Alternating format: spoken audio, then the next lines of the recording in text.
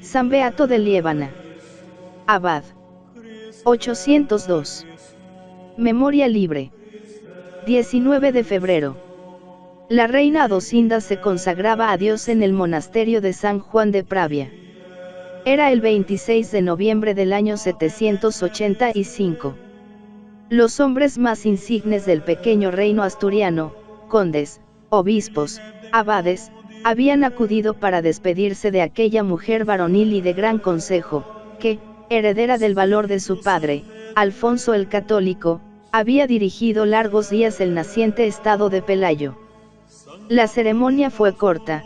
Adosinda se arrodilló en las gradas del altar, un obispo le puso el velo sobre la cabeza, rezó una oración, bendijo a la regia profesa y terminó dándole a besar el pie. Después, mientras los guerreros se reunían para tratar asuntos de guerra y comentar noticias de Córdoba, los hombres de iglesia se reunieron a ventilar los negocios de la religión. Hacía algún tiempo que la tierra andaba revuelta en este punto por las nuevas doctrinas que el arzobispo de Toledo, Elipando, apoyaba con toda su autoridad, y que tenían favorable acogida entre los moros que obedecían al rey de Asturias. Precisamente, esos moros semicristianos acababan de poner en el trono a un rey que llevaba su sangre, Mauregato. Mientras se comentaban estos sucesos, su abad, llamado Fidel, sacó una carta que le había dirigido el mismo metropolitano de Toledo. Era un escrito agresivo, altanero y herético de una manera intolerante. Quien no confesare que Jesucristo es hijo adoptivo de Dios, en cuanto a la humanidad, es hereje y debe ser exterminado. Con tal mansedumbre de palabra empezaba Elipando aquella epístola, que continuaba lanzando los más sañudos calificativos contra quienes en las montañas asturianas combatían la predicación del metropolitano. Viven por ahí algunos que, lejos de consultarme, pretenden enseñar, como siervos que son del anticristo. Se habrán creído que soy un ignorante. ¿Cuándo se ha oído que los de Liébana vinieran a enseñar a los Touledonous? Bien sabe todo el mundo que esta sede ha florecido en santidad de doctrina desde la predicación de la fe y que nunca ha emanado de aquí cisma alguno. Y ahora, tú solo, oveja roñosa, pretendes sernos maestro. Más abajo, el arzobispo manifiesta claramente el nombre de aquel a quien perseguía con tanto encono. Bonoso y Beato, decía, están condenados por el mismo hierro.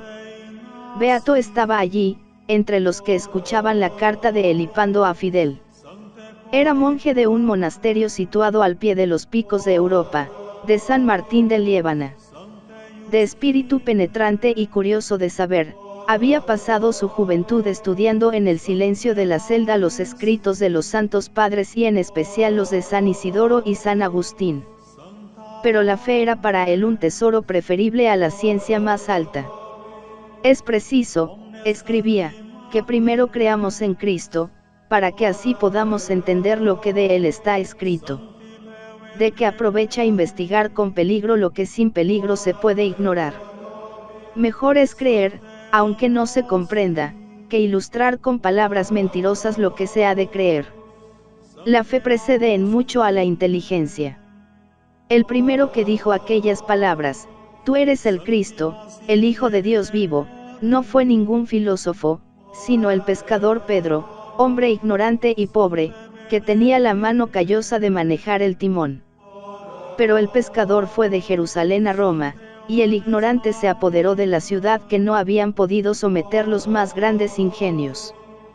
Con estos principios, Beato había penetrado en las tinieblas del libro más oscuro de las Sagradas Escrituras, componiendo aquel famoso comentario del Apocalipsis, que fue la delicia de los letrados españoles en los siglos X y XI, y que es hoy tesoro de nuestros archivos y museos, porque los copistas y miniaturistas de los claustros se apoderaron de él, lo transcribieron con amor y lo iluminaron con aquellas pinturas vigorosas y espeluznantes que aún guardan su primitiva frescura.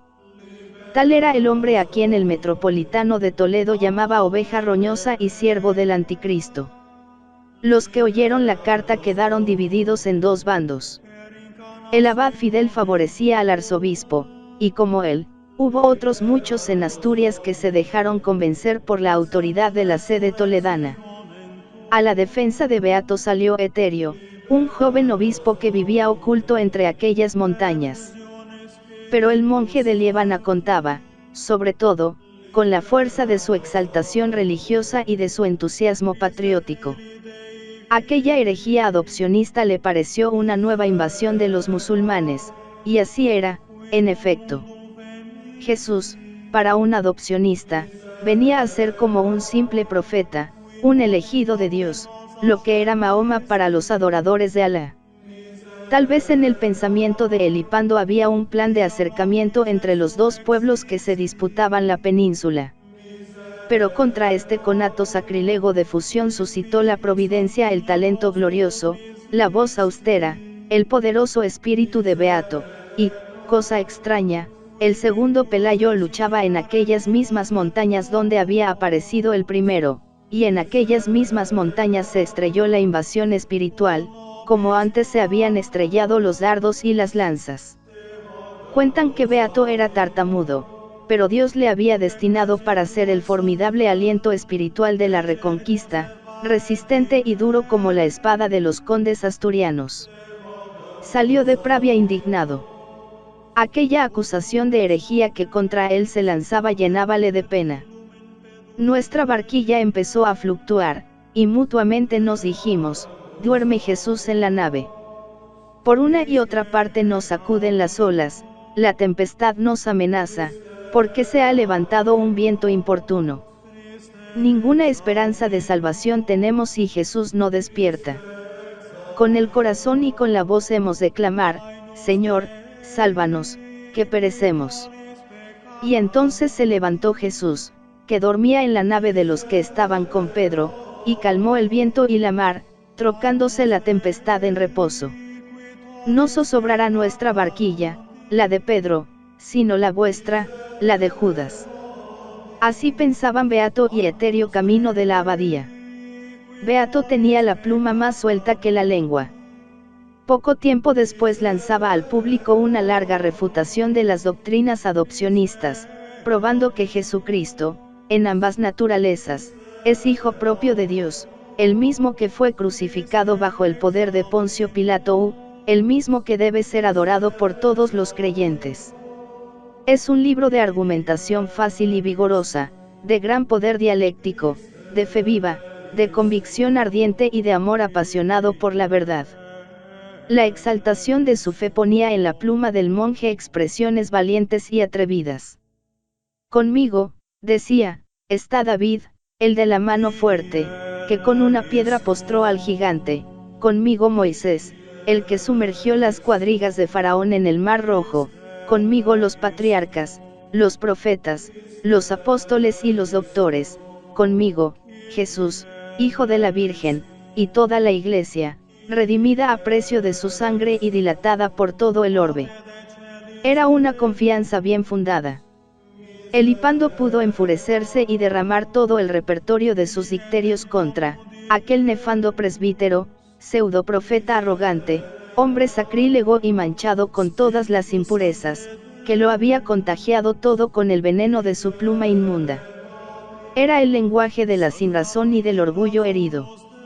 La obra de Beato se difundió por toda España, pasó los montes y los mares, y los papas y los concilios la consagraron condenando los errores que en sus páginas se combatían. Hoy mismo es mirada como una de las joyas de nuestra literatura antigua. Importante desde el aspecto científico, adquiere un valor mayor por su significación literaria. Por ella circulan un calor, un color y una vida, que revelan una nueva España, aunque el lenguaje sea todavía el de Roma.